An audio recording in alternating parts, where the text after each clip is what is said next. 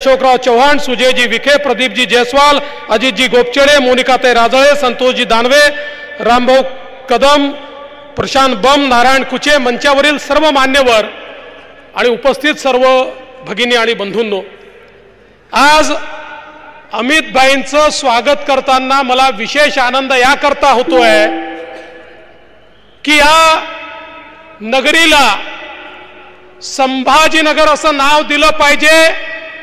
पहिल्यांदा हिंदू हृदय सम्राट शिवसेना प्रमुख बाळासाहेब ठाकरेंनी ही घोषणा केली की संभाजीनगर असेल, पण दुर्दैवाने त्यांचे सुपुत्र मुख्यमंत्री झाल्यानंतर 2.5 वर्ष त्यांना ही जाग आली नाही की याचं नाव छत्रपती संभाजीनगर केलं पाहिजे।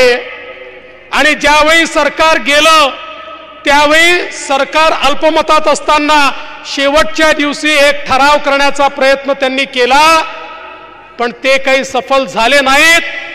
पण नवीन सरकार शिंदेजींच्या नेतृत्वात आल्यावर आम्ही सगळ्यात पहिलं काम काही केलं असेल तर औरंगाबादचं नाव बदलून छत्रपती संभाजीनगर केलं आणि हिंदू हृदय सम्राट बाळासाहेब ठाकरेंचं स्वप्न पूर्ण करण्याकरता तो प्रस्ताव केंद्र सरकारकडे पाठवला आणि माननीय मोदीजींच्या नेतृत्वात त्या प्रस्तावाला अमित भाई शाह यांनी मान्यता दिली।